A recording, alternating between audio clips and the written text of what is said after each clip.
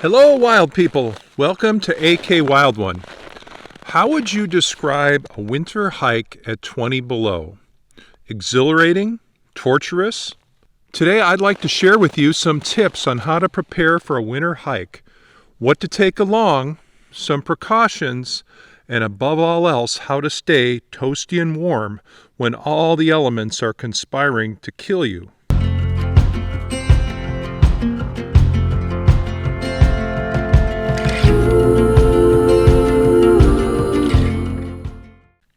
Thank you for tuning in today. As an older person who wants to stay in the game, who wants to keep going on long-distance backpacking trips, I realize winter is not the time to sit around wallowing inside the cabin watching the windows sweat. Flash, Burn, and I hike on average about 5 hikes a week.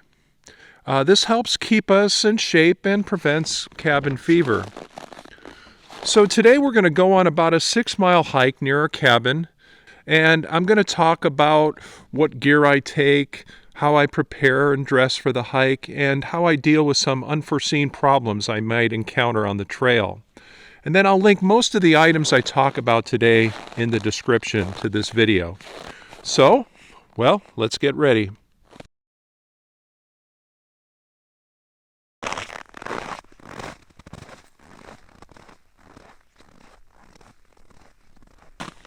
Okay, it's about 12 below zero, and we have a little bit of a wind from the north, which can be a little chilly, so we got a little bit of a wind chill out here on the trail. And one of the first things I'm going to talk about are my feet. If you watched any of my other videos, you know I really like to pay attention to my feet. For winter hiking, I like to use my Merrell Moabs. They're kind of old school, and they're sized up a little bit, and I like to take care of my feet. I have these heated insoles that I sometimes wear, but today I'm wearing these little Hottie toe warmers, which seem to be pretty nice, and feet so far are very happy. And then I have these old gaiters I've got on. So most of our hike today will be on packed snow machine trail that I packed, and then we're going to have to do some trail breaking along a little creek up here, so we brought snowshoes. It's a little bit precarious because there's overflow underneath the snow, and we got to be really careful. We don't want to get our feet wet, fall through the ice, and so we'll be really careful once we get down to the creek. So working way up, I've got some merino wool long underwear on, and then I've also got a pair of insulated pants. See?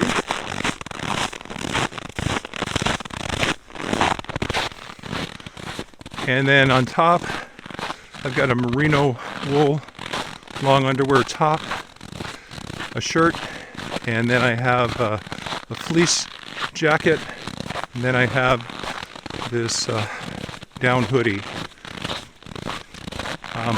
Now let's get really old school, and now you'll see the Alaskan come out in me.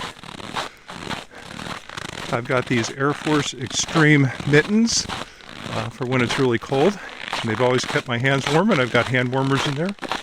And then also I've got this nice beaver skin hat, which I've never experienced. Even at 40 or 50 below, my head has never gotten cold, and I don't use hand warmers or foot warmers on my head.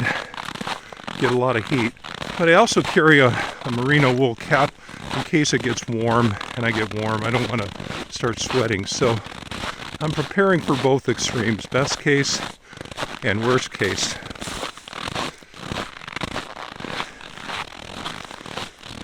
You can see my cool hat here, and that won't be in the description. All these items that I kind of talk about will be linked in the description, give or take 5 or 6. This kind of hat is custom made, so I'm not going to be able to provide a link for that. Okay, so I'm filming this video in spurts, by the way, just because I don't want my camera to get too cold. This little camera sometimes gets cold and doesn't work, so I'm warming it up, shooting a couple of snippets, and then putting it away. I think one important thing is, before you set out, is to kind of know what kind of hazards you might be facing during your winter hike, and plan accordingly. You know, if it's going to be icy, then you should carry micro spikes, or if it's going to be steep, you might need to bring your ice axe. If you're walking through avalanche country, then you probably need to bring a shovel and probes and a transceiver.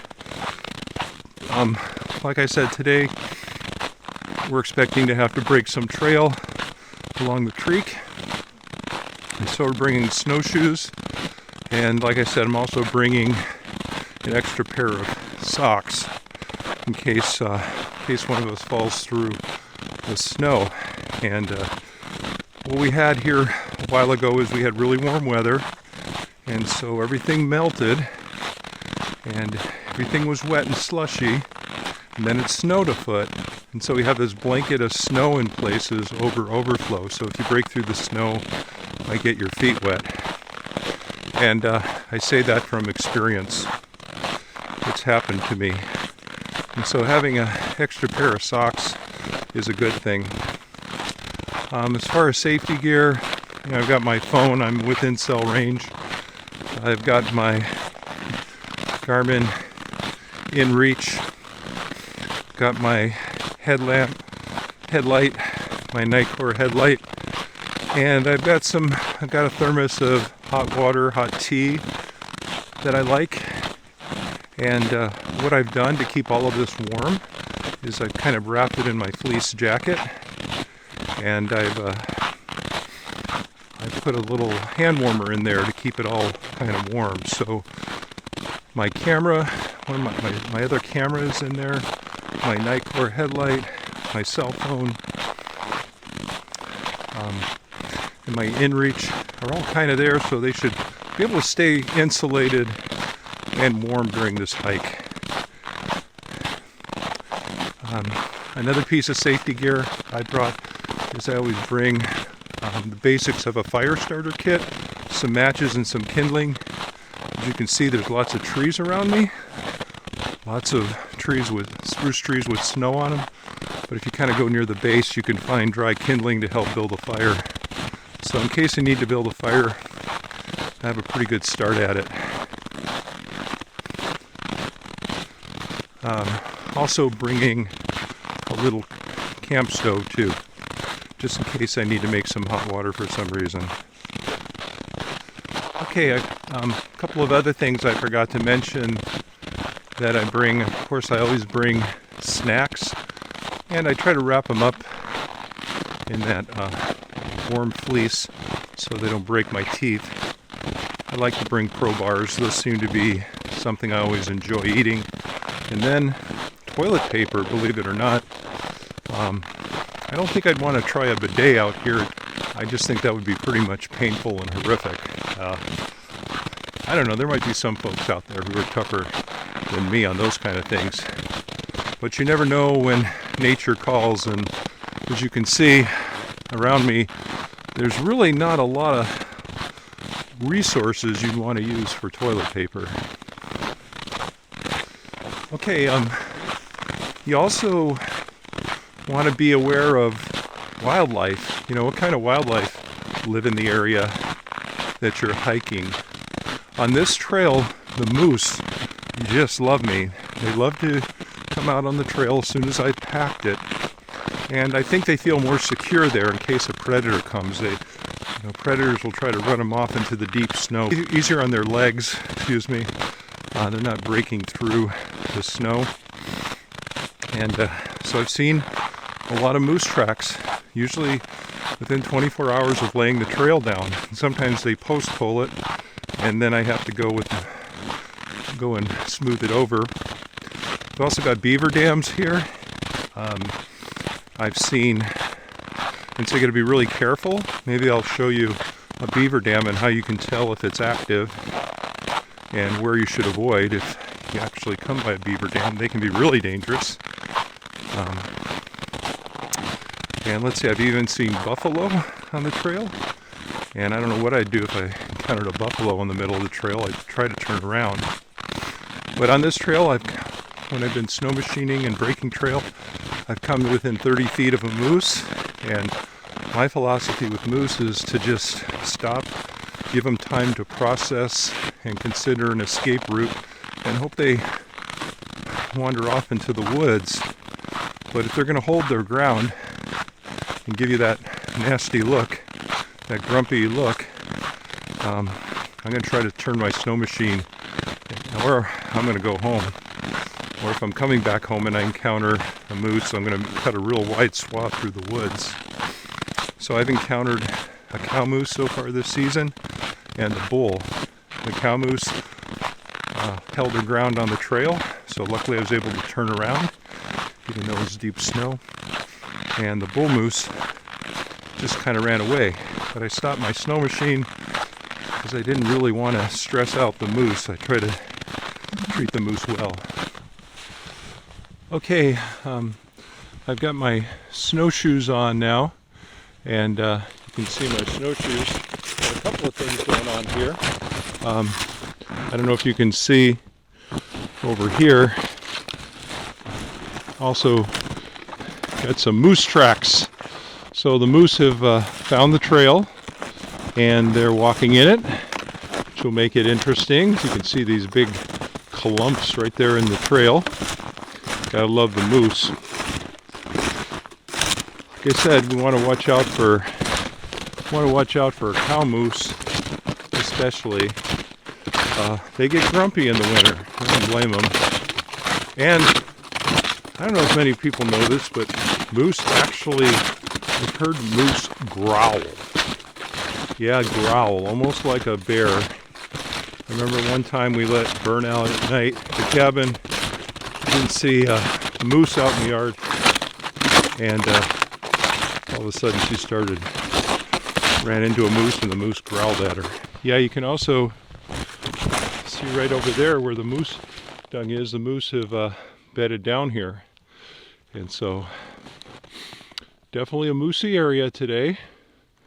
But what's weird is what I usually find when we're walking, the moose generally get off the trail. It's like when I'm on a snow machine or a bike, when I'm coming a little faster, I usually run into them. But I think they hear us coming. Moose's ears are incredibly amazing, and so is their sense of smell. Their eyes aren't that great. That's why when I come across one on the trail that's staring at me, I try to give it a minute or two to figure out, what I am. They do process a lot slower, it seems like, in the winter, kind of like I do in the morning. I've been hiking for a while. I'm trying to keep this camera warm. One of the things I would suggest is really trying to find the charm in winter. I've seen some beautiful frosty outlined tree branches, what I call snow boas, and spruce tree T-Rexes, and you can see some of the pictures I put up there. I love looking at the tracks, especially like lynx tracks, and when there's lynx conventions, and lynx tracks right next to hare tracks, and trying to figure out what the moose are doing and that kind of stuff. Behind me, I don't know if you can see it there, there's a beaver dam, and if you look you can see a beaver dam, and this one's safe. Usually you'll see, if they're occupied, you'll usually see some condensation on the top, and you'll see some branches off to the side. It's called their feed lot. So there'll be little willows that they'll feed on in the winter. And you definitely don't want to go between a beaver dam and their feed lot, because that will be pretty shallow water and you can break through there. Also, the predators will also walk up on top of the beaver dams. That's a pretty good sign there's something inhabiting it, because they'll go there and smell and they'll pee on it. So if you live in an area with fox and coyotes or wolves, those kind of things, they'll check out a beaver dam. So I got to pay a lot of close attention to beaver dams, There it is. Where is it? Back there somewhere? Yeah. But this one's not active. This one doesn't worry me too much. And you can see the light there. It's got these beautiful pastels. It's never going to get very bright. So we only have a couple, maybe an hour and a half, 2 hours of daylight left. And then over here you can see got some moose tracks again, crossing by the beaver dam, and going right across the trail. Wow, if you look over here, you can see where a moose fell through a little bit and struggled in the overflow. And it didn't. I guess it shows you that even the moose who lived here all their lives and live out in the wilderness don't always get it right. You can see the mess that this moose stirred up. So they obviously got stuck, and you can see some of their overflow kicking up here on the trail. And then there's another example over there. So like I was saying, there's overflow beneath this snow. The good news is once you stir it up, it seals and it's frozen once it hits 10 below like it is now. So if it's a little swampy when you walk over it, if you get some cold weather, it'll freeze and seal up, and then it's kind of safe. But anyway, this wasn't here before. Looks like a moose was struggling here, and they succeeded. That's why they like the trail. And if a wolf was coming along, that would have been an opportunity for them to make a kill. The moose would have been vulnerable. So there's a lot of forces out here. It kind of humbles you. Forces that want to kill you if given the chance. Well, that was pretty brutal. Alaska will make you humble. Not many things. I mean, pretty much nothing dies a pleasant death out here. And today I've probably seen about 20 sets of moose tracks. Here's a bunch more. I don't know how many are the same moose. I can't recognize their signatures, but we'll just assume there's 10 moose back here. And kind of defeats that whole Disney, John Denver kind of romantic notion of wilderness when you see how cruel it can be and how brutal it can be.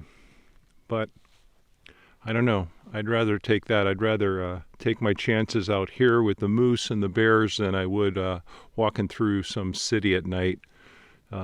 Animals seem to be more rational than humans in many ways. I think I trust the bears and the moose more. But anyway, try to find delight when you're hiking. Try to be inspired, experience awe, enjoy what's out here, and especially if you're older like me, be thankful that you're still, getting out here and tearing it up. I just need the woods. I just need to be out in the woods. I can't live in a city. Every time I go to the city, it seems like, I last about a day. Well, wild people, I think I'm going to leave it here. Going to finish this hike, and maybe I'll shoot some shots later. But, as far as clothing, make sure you got plenty of room in your boots, and try not to wear anything too constricting. Bring survival gear. Think about what you need, and prepare for, problems that you foresee that might come up. And so please subscribe to this channel if you're interested. Lots of hiking videos, some Alaska stuff. And until we meet again, live wildly, my friends.